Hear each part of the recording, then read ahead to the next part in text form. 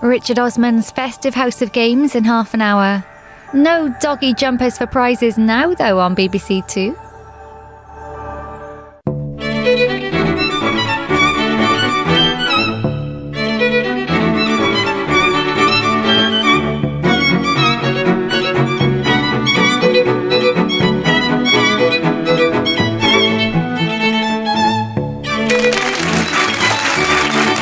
Christmas University Challenge. Asking the questions, Amal Raju. Hello and welcome to Christmas University Challenge, where two more teams of distinguished alumni are getting ready to rack their brains in the hope of remembering at least some of what they learned for their degrees. They're competing for a place in the semi-finals of this truncated tournament, with qualification guaranteed if they win with a score of at least 175 points. Representing Imperial College London this year are, firstly, a science teacher who is also a stand-up comedian and actor, with recurring roles in the BBC series Man Like Mobeen and Mandy, and as Joe Lycett's sidekick on Channel 4's Joe Lycett's Got Your Back. Their second player is a self-described geek songstress and member of the comedy collective Festival of the Spoken Nerd. Her unique mix of stand-up, music and science features regularly on stage, television and radio, and she's currently working on writing musical theatre shows about women astronauts and teenage jiu-jitsu suffragettes. Their captain is an award-winning science journalist and columnist for a national newspaper, as well as the co-author of the books Selected on the Evolution of Human Leadership and the best-selling Spike on the COVID-19 pandemic, which was shortlisted for the Orwell Prize and the Royal Society Book Prize. Completing the team is a paleontologist at London's Natural History Museum who is a world leader in the study of stegosaurs. She's published more than 60 papers on the Ornithischia group, including descriptions of the oldest known stegosaur and the oldest known ankylosaur. Let's hear them introduce themselves in the usual way. My name is Mark Silcox. I developed the electrochemiluminescence detection system for electrophoresis on microfabricated glass, open glass channels for my PhD in 2001. I'm Helen Arney. I studied physics and graduated in the early 2000s. And their captain? Hello, I'm Anjana Ahuja, and I graduated in 1993 with a degree in physics and a PhD in space physics. Hi, I'm Susanna Maidment. I have a degree in geology and I graduated in 2003. Their opponents tonight have all studied at the University of Liverpool and include, firstly, a computer scientist who holds professorships at Aarhus University, China's Southwest University and the University of York, where he is the anniversary professor of software engineering. He's also editor-in-chief of the journal Formal Aspects of Computing. Next to him is an archaeologist and Egyptologist who is currently a professor at the University of Manchester. Her numerous books include Cleopatra, Last Queen of Egypt, which was a Radio 4 Book of the Week, and Tutankhamun's Curse, which won the Archaeological Institute of America's Felicia A. Holton Award. Their captain began his career in the music industry while studying at Liverpool, playing saxophone in the theatre rock group Deaf School. Since then, he's worked with artists including Gary Newman, Laurie Anderson, The Beach Boys, Wham and Roger Waters as a producer, arranger and saxophonist. Their final player was named a DBE in 2022 for a distinguished career in the education and charity sectors. Her current roles include Chair of the City and Guilds of London Institute and Deputy Chair of the King's Foundation. And she was also the first woman chair of the Scout Association. Let's meet this year's team of Liverpool alumni. Hello, I'm Jim Woodcock. I graduated in 1980 with a PhD in computation. Hello, I'm Joyce Tilsley. I graduated in 1981 with a degree in archaeology. And their captain? Hi, I'm Ian Ritchie. I studied chemistry at Liverpool and graduated with a BSc in 1975. Hello, I'm Anne Lim. I read French and graduated in 1975 also.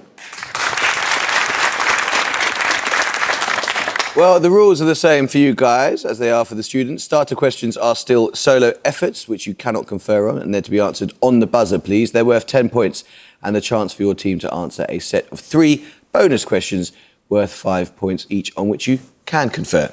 Fingers on buzzers, here's your first starter for 10. What word links all the following? In genetics, a multicellular organism that contains more than one genetic lineage of cells derived from a single zygote. In cell biology, a word coupled with fluid to describe the characteristics of cellular membranes, and a virus that infects the tobacco plant, among others, leading to a mottled discoloration in its leaves. In more common usage, it describes a type of art that uses small pieces of stone, glass, or... Imperial Ahuja. Mosaic. It is mosaic, yes. Your bonuses then, Imperial, are on the best snow levels in video games, according to the website Den of Geek. First released in 2011, which specific game in the Elder Scrolls series includes the mission The Way of the Voice? This requires the player character to climb 7,000 steps in the snow to the monastery High Hrothgar at the top of the throat of the world, the highest point in the land of Tamriel. I think we could guess something like Zelda. Maybe. Zelda? Zelda? No, it's Skyrim. Second, a vast crumbling ruin encrusted with snow and ice, forsaken Canehurst Castle, is a location in which 2015 RPG, directed by Hidetaka Miyazaki. The game's main setting is the Gothic city of Yarnam, whose inhabitants are afflicted with a terrible plague. Oh, do you remember that program on Netflix about the plague, about the fungal one? Do you remember when everyone was? What is it called? 28 days later? No. Is it the head's bursting apart? Yeah. Do you remember what it's called? Come on.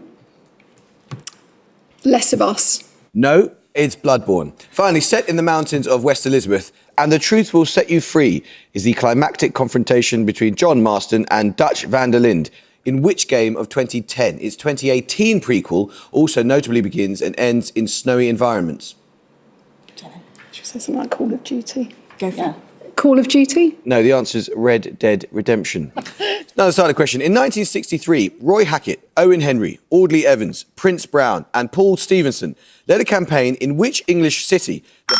Imperial Ahuja. Bristol? It is the Bristol bus boycott, yes, well done. Your bonuses, Imperial, are on cricket, specifically Test opening partners of the former England captain Michael Atherton. Over his 12-year Test career, Atherton had 13 opening partners. With which Essex-born England captain did he open 44 times in a partnership described by Wisden as bulldog spirit and cussedness personified? Nasser Hussain. We'll try it, but what do you think, Nasser Hussain? Alex Stewart. Nasser Hussain. I think Nasser Hussain. Okay, Nasser Hussain? No, that's Graham Gooch. Next, in his final test in 2001, Atherton opened with which Somerset player? In his 2008 memoir, Coming Back to Me, this batter became one of the first high-profile active cricketers to make public his mental health problems. I think it's Marcus Trescothick. Yeah. Marcus Trescothick? Correct. With which Surrey player did Atherton open 50 test innings? His swashbuckling style has been described as a perfect complement to Atherton's more defensive approach. Sorry. Jack Sparrow? No, that's... No, I think it's probably old. It's Somerset. So no, he said sorry for this one. Sorry. Somerset was the last. Oh, was it? Okay. Sorry. Alex Stewart? I don't know. Yeah, we could try that. Yeah. Alex Stewart. Should we try Alex Stewart? Alex Stewart? It is Alex Stewart, yes. Yeah. Definitely not Jack Sparrow. The swashbuckling really put me off. That was wild, I'll tell you. Anyway, well done. Another starter question now. The Polish composer Henryk Wieniawski is principally associated with what musical instrument? Appointed soloist to the Russian Tsar in 1860, his compositions include 2 concerti for this instrument, and his virtuosity has been likened to that of Paganini. Liverpool Tilsley. Violin. It is the violin, yes. Well done. Your bonuses, Liverpool, are 3 questions on parts of the mouth and surrounding areas. Major examples of what group of exocrine glands include parotid and sublingual? Nominate Joyce. Saliva glands. Yes, it is, yes. The salivary glands is correct. Next, what horseshoe-shaped bone found in the anterior of the neck is unique in that it does not articulate with any other bone in the body? It's the one they always look for in the detective novels. In the voice box. High. Any clues? No, it's hiated. High something. Hiated something. Something like hiated. Try it. Nominate Joyce. Hiated. Bad luck. No, it's not quite close enough. It's hyoid. Hyoid. Bad luck. What part of the mouth is composed of gustatory cells? An average adult has between 2,000 and 10,000 of these structures in their mouth. The tongue? The tongue. The tongue? The tongue. No, I can't accept that, I'm afraid. The answer we were after was taste buds. And I did say that an average adult has between 2,000 and 10,000. Now let's start the question now. For your picture starter, you're going to see a map. And for 10 points, just name the city marked. Imperial Army. Edinburgh. No. Liverpool, you want to buzz? You can, don't prefer. Liverpool Woodcock. Glasgow. No, it's Stirling. We'll take your picture bonuses in a moment. Now let's start the question. The 1880 paper on the diagrammatic and mechanical representation of propositions and reasonings was written by which English mathematician? It relates to a diagram of overlapping circles used to depict... Liverpool Woodcock. Venn. Was John Venn, yes. For your picture starter a moment ago, you saw the location of Stirling, where the world's oldest curling stone is currently held in the Stirling Smith Art Gallery and Museum. Your picture bonuses will be maps indicating locations associated with the origins of 3 more Winter Olympic sports. 5 points for each location you can name.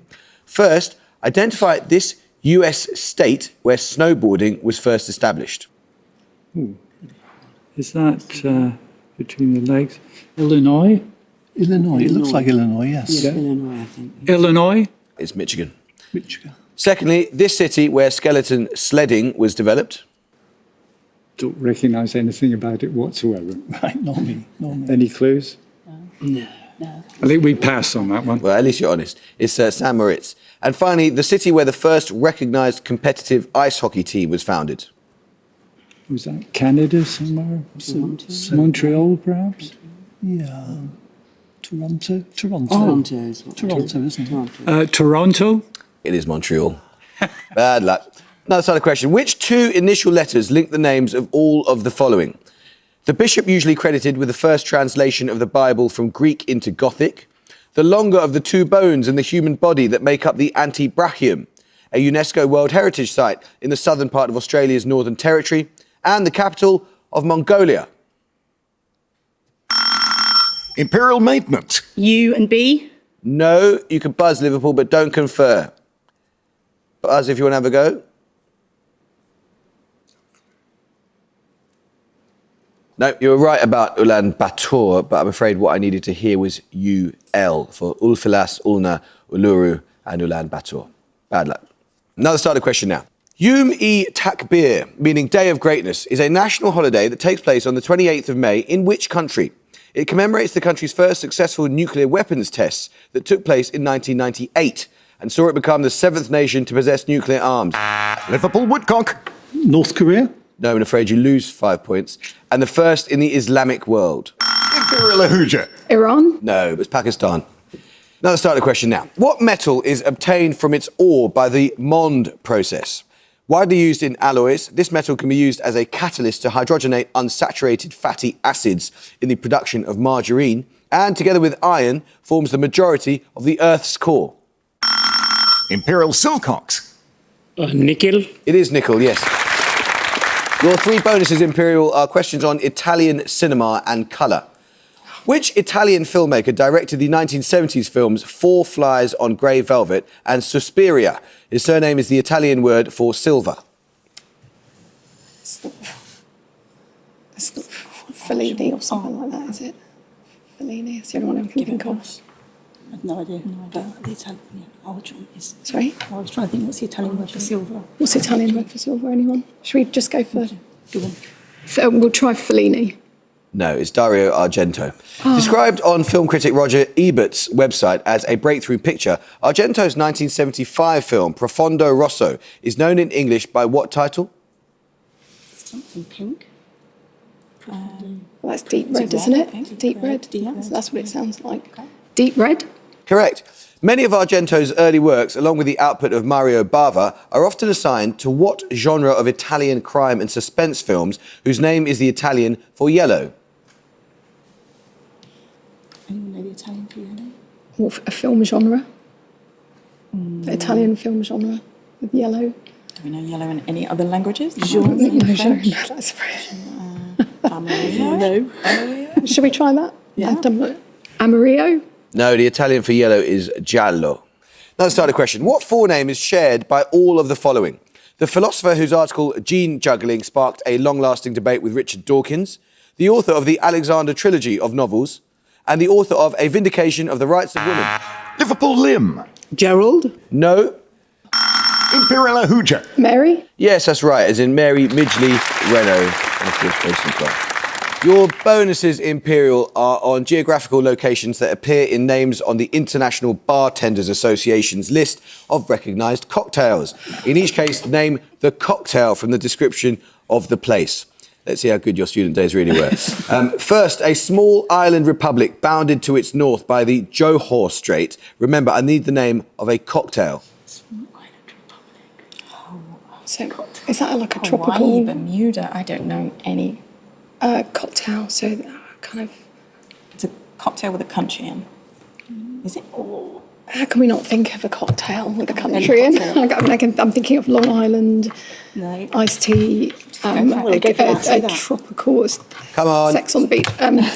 Long Island iced tea. No, it's Singapore sling.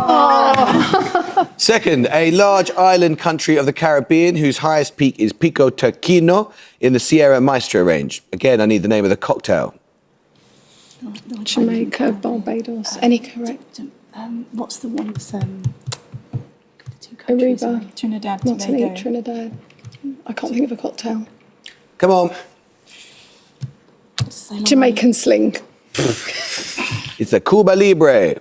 And finally, the location of West Egg in F. Scott Fitzgerald's The Great Gatsby. Much of this location forms Suffolk County.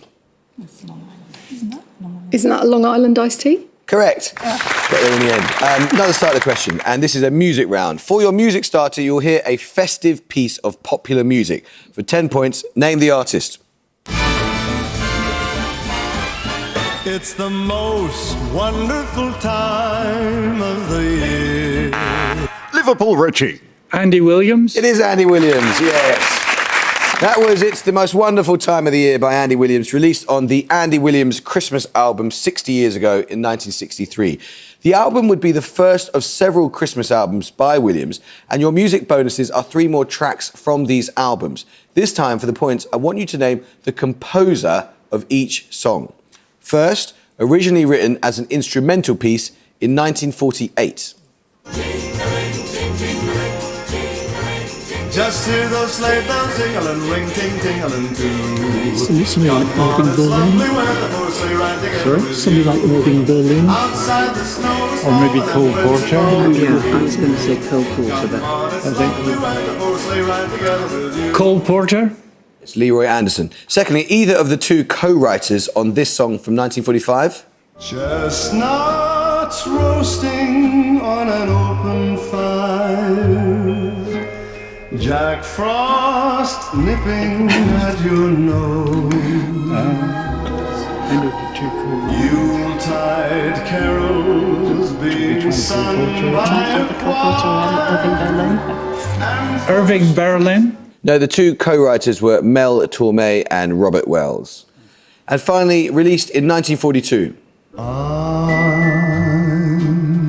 That is Irving Berlin. Sorry? No, I think that is Irving Berlin at last. Oh, it is? I think so, yeah. Irving Berlin. Got there in the end, didn't you? Yes, well done. It was White Christmas. Fingers or buzzers, here's another starter question. The 1975 Joan Micklin silver film, Hester Street, is notable for having dialogue largely in what language? This is the original language of the short story collection Tevye the Dairyman and the novel The Magician of Lublin by respectively Sholem Aleichem and Isaac. Imperial Army. Yiddish? Yiddish is correct, yes. Your bonuses, Imperial, are on people who give their names to mountains on Earth's moon. Name each person from the description. First, a scientist born in Lyon in 1775, widely acknowledged as the founder of the science of electromagnetism, which he called electrodynamics. The SI unit of electric current is named after him. SI unit of electric current, that's ampere, isn't it? Ampere. Ampere. Ampere is correct. Secondly, a Greek historian and geographer born in the 5th century BCE, known as the father of history for his detailed accounts of the events and causes of the Greco-Persian Wars. Herodotus. That's the only one I know. Really? No idea. Okay. When was Cicero?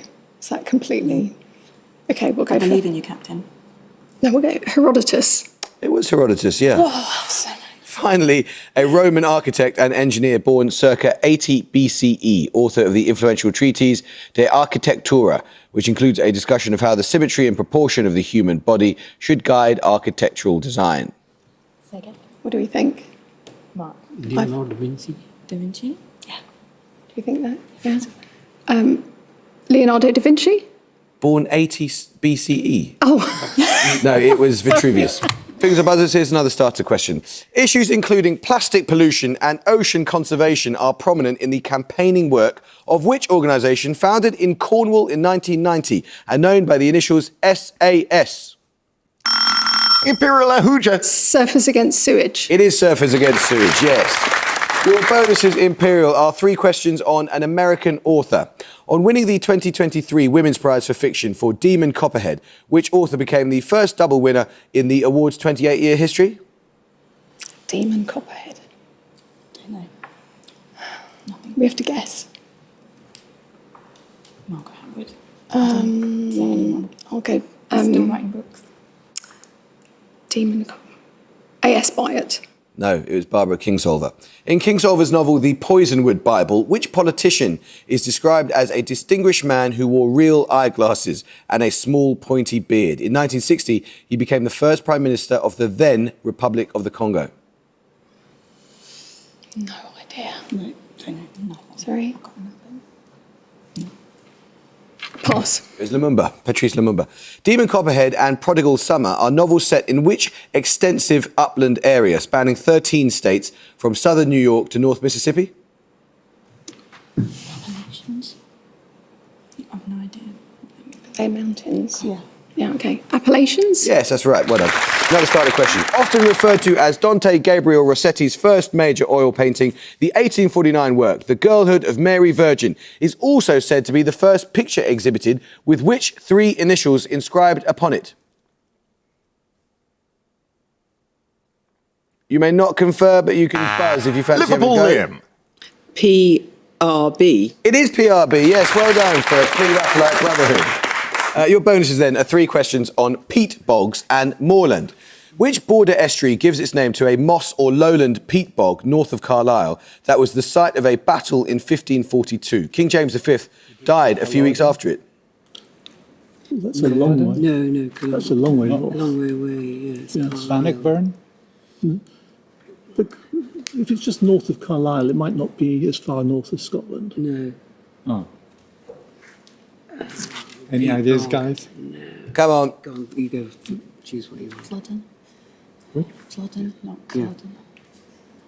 Culloden. No, it's Solway. During the 1820s, the peat bog known as Chat Moss was a major obstacle to the construction of a railway between which 2 cities? George Stephenson completed the railway successfully and it opened in 1830.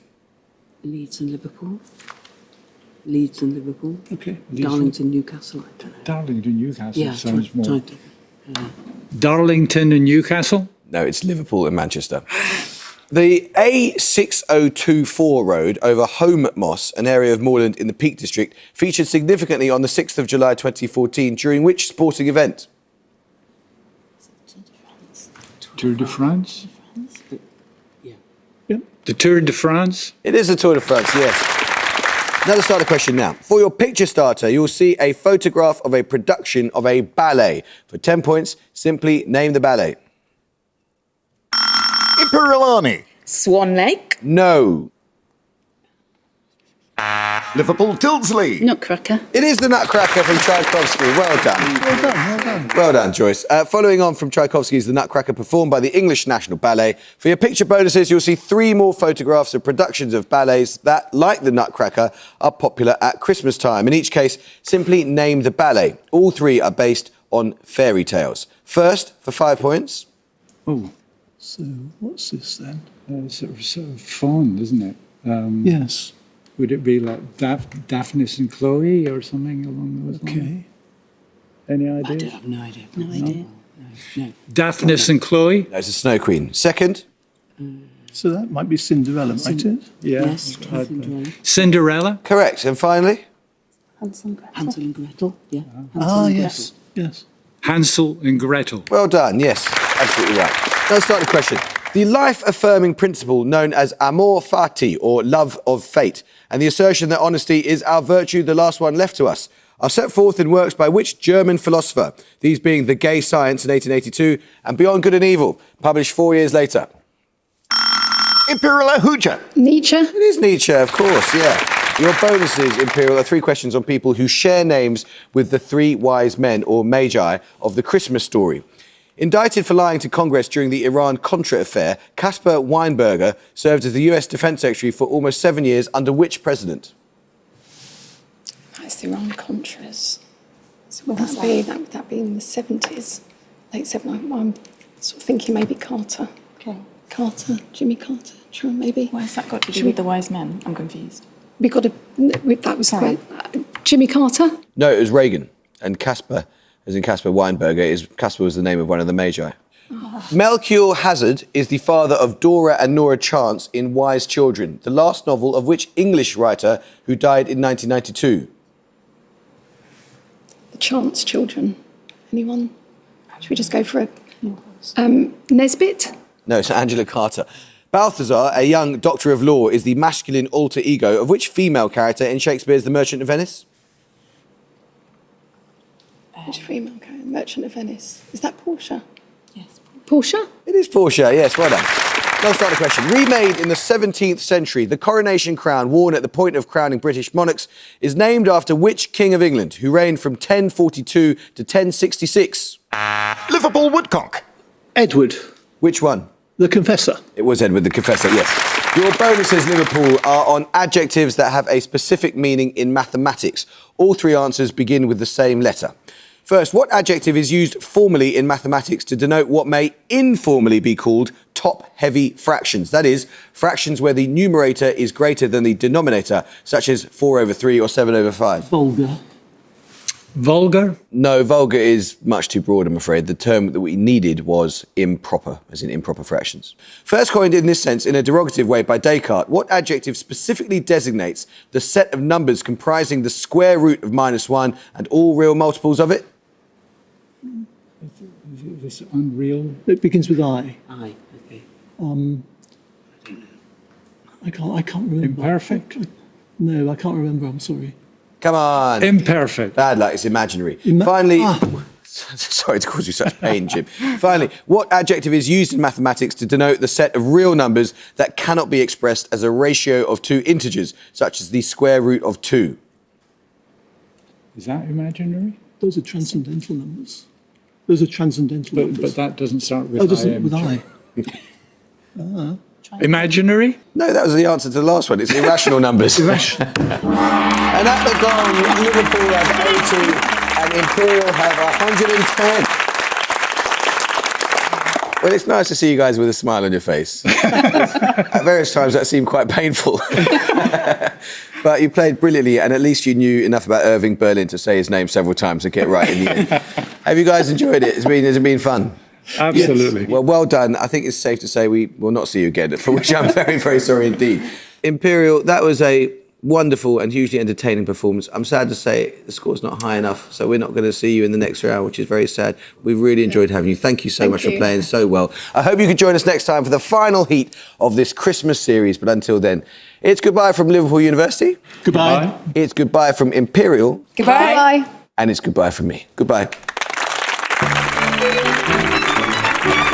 If you're studying GCSE English Literature, the Christmas Carol Revision podcast is now available from BBC Bite Size. Go online and find out more. Which survivor would you want on your side? The winning one, of course. Play the game and watch the box set now on iPlayer.